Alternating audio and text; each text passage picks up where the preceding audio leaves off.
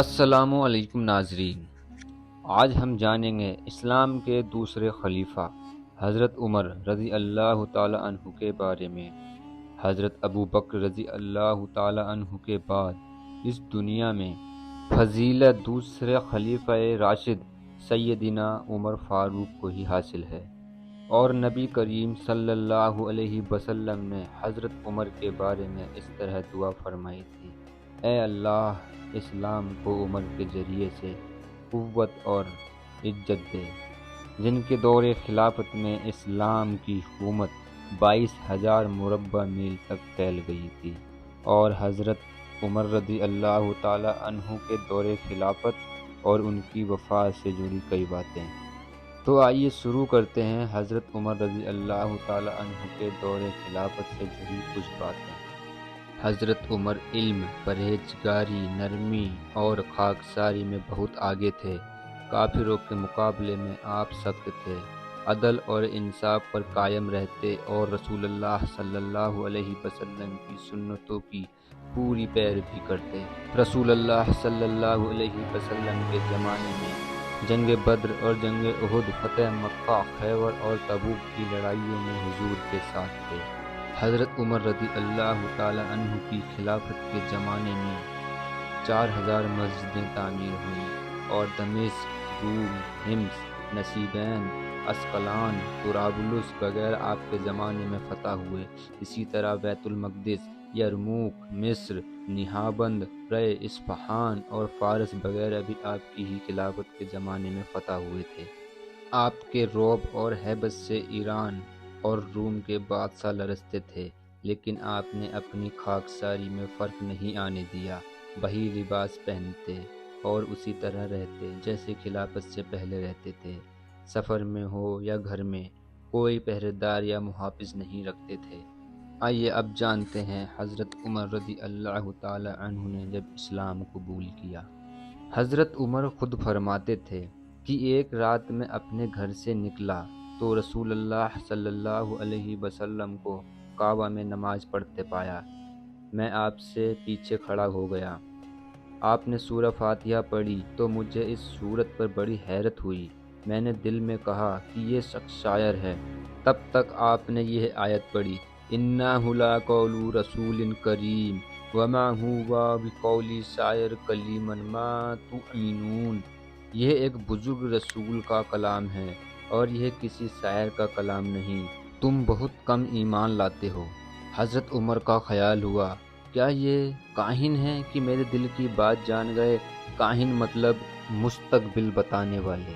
لیکن اس کے بعد ہی آپ نے یہ پڑھا: اور نہ کسی کاہن کا کلام ہے، تم بہت ہی کم دھیان کرتے ہو، اتارا ہوا ہے ساری دنیا کے لیے رب کی طرف سے۔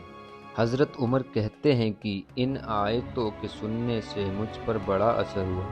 ایک روایت میں ہے کہ حضرت عمر ایک دن رسول اللہ صلی اللہ علیہ وسلم کے قتل کے ارادے سے گھر سے نکلے، لیکن راستے میں انہیں اپنی بہن اور بہنوئی کے ایمان لانے کی خبر ملی تو ان کے گھر گئے اور انہیں مارا پیٹا اور پھر آخر کار میں قرآن سنا، جس سے ان کا دل پورے طور پر نرم پڑ گیا اور بحجید بن اکرم کے مکان میں پہنچے، جہاں رسول اللہ صلی اللہ علیہ وسلم لوگوں کو دین کی تعلیم دیتے تھے۔ پھر وہاں پہنچ کر آپ نے اسلام کا کلمہ پڑھا۔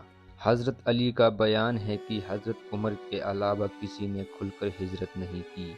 حضرت عمر نے جب ارادہ کیا تو ہتھیار باندھا، تیر کمان لیا اور پھر مسجد حرام میں آئے جہاں قریش کے لوگ بیٹھے ہوئے تھے۔ طواف کیا، نماز پڑھی، پھر ان لوگوں سے کہا: جو کوئی اپنے ماں باپ کو بے بلد اور اپنے لڑکوں کو یتیم اور اپنی بیوی کو بیوہ کرنا چاہے تو اس وقت وہ آ کر مجھ سے ملے۔ کسی کی ہمت نہ ہوئی کہ وہ کچھ کہتا۔ اپنی خلافت کے زمانے میں جب حضرت عمر ملک شام میں پہنچ رہے تھے تو اس ملک کے ذمہ دار آپ کے استقبال کے لیے نکالے اور انہوں نے کہا: آپ اونٹنی چھوڑ کر گھوڑے پر سوار ہوں تاکہ لوگوں پر شوکت اور ہیبت ظاہر ہو۔ حضرت عمر نے فرمایا: ہم وہ قوم ہیں جسے خدا نے اسلام کے ذریعے عزت بخشی ہے۔ حضرت عمر رات میں اکثر لوگوں کا حال معلوم کرنے کے لیے گشت لگایا کرتے تھے۔ ایک رات وہ گزر رہے تھے کہ ایک عورت اپنی بیٹی سے کہہ رہی تھی، اٹھ دودھ میں پانی ملا دے۔ بیٹی نے کہا، کیا تجھے خبر نہیں ہے کہ امیر المومنین نے منادی کی ہے، کوئی دودھ میں پانی نہ ملائے؟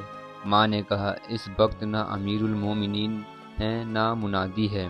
لڑکی نے کہا، ہمارے لیے یہ مناسب نہیں ہے کہ ہم ظاہر میں تو فرما برداری کریں اور تنہائی میں نافرمانی، اللہ تو دیکھ رہا ہے۔ حضرت عمر اس بات سے اتنا خوش ہوئے کہ اس لڑکی سے اپنے بیٹے عاصم کا نکاح کر دیا۔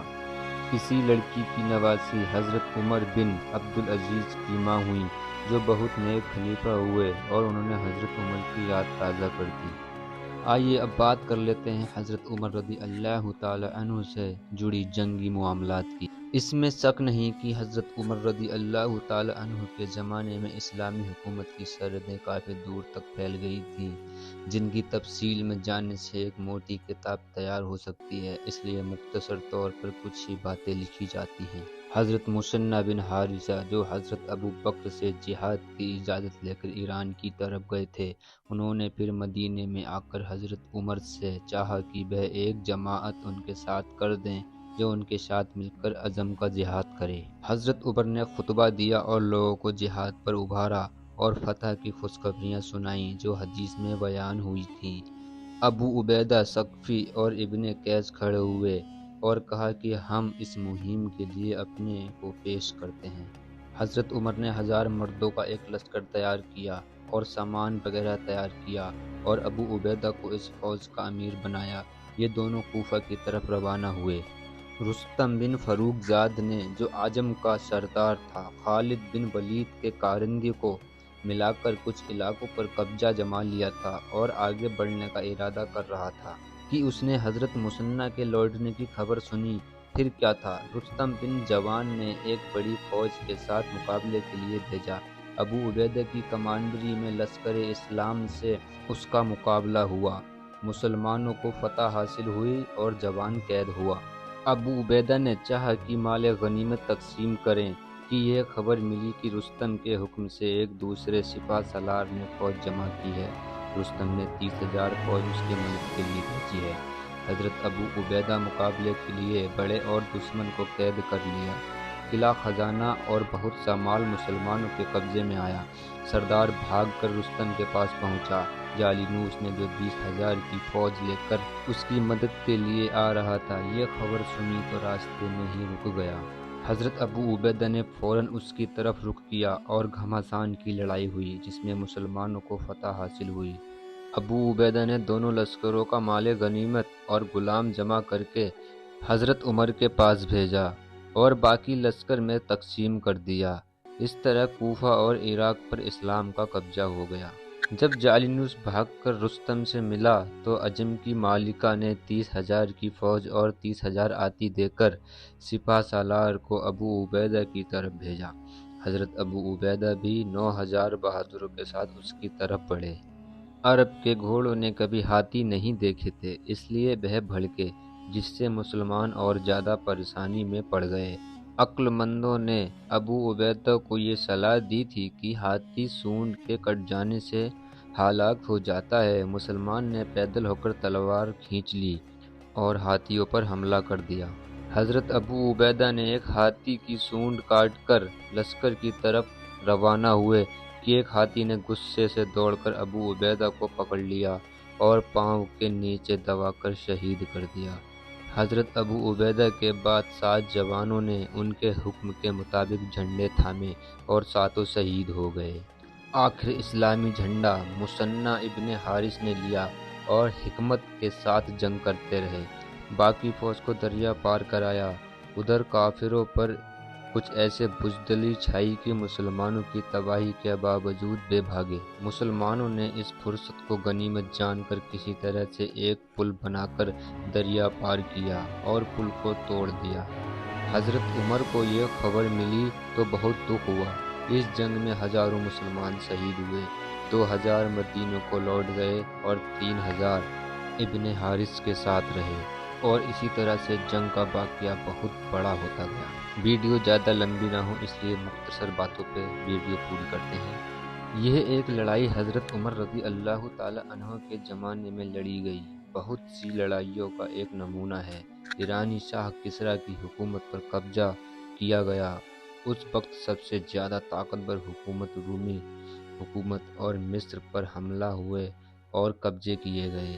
ان لڑائیوں کا مقصد کسی شخص کی بادشاہی قائم کرنا نہیں بلکہ انسان کی غلامی سے آزاد کرانا تھا، انسانیت کو بحال کرنا تھا اور ایسی جمہوریت قائم کرنا تھا جس میں خدا کے فرمان پر چلنے کی تاکید کی جاتی۔ اب جان لیتے ہیں حضرت عمر رضی اللہ تعالی عنہ کی شہادت کے بارے میں۔ ایک دن حضرت عمر حج سے لوٹنے کے بعد مدینہ کے بازار میں بیٹھے تھے کہ آپ کے پاس مغیرہ بن شعبہ غلام فیروز جس کی کنیت ابو لؤلؤ تھی آیا اور کہا کہ امیر المؤمنین مغیرہ نے میرے ذمے ہر روز 2 درہم مقرر کیے ہیں، آپ اس میں کچھ کمی کرا دیں۔ حضرت عمر نے پوچھا کہ تو کیا کام کرتا ہے؟ اس نے کہا بڑھئی، لوہار اور نقاشی کا کام کرتا ہوں۔ حضرت عمر نے فرمایا کہ اتنے پیسے والوں سے 2 درہم لینا بے انصافی نہیں ہے۔ حضرت عمر نے یہ بھی کہا میں نے سنا ہے کہ تم ایسی پن چکھی بناتے ہو جو ہوا میں چلتی ہے، تو اگر ایسی چکھی بنائے گا تو مدینے والوں کو اس سے فائدہ ہوگا۔ فیروز نے کہا میں آپ کے لیے پن چکھی بنا دوں گا کہ جب تک کہ آسمان کی چکھی گھوم رہی ہے پورب پچھم تک اس کی چرچا باقی رہے گی۔ حضرت عمر نے فرمایا یہ غلام مجھے قتل کرنے کی دھمکی دے رہا ہے۔ حضرت عمر نے بڑے صحابہ کو جمع کیا اور فرمایا کہ اگر میرا انتقال ہو جائے تو ان 6 آدمیوں میں سے ایک آدمی کو جس پر سب ایک رائے ہوں اسے خلیفہ چن لینا۔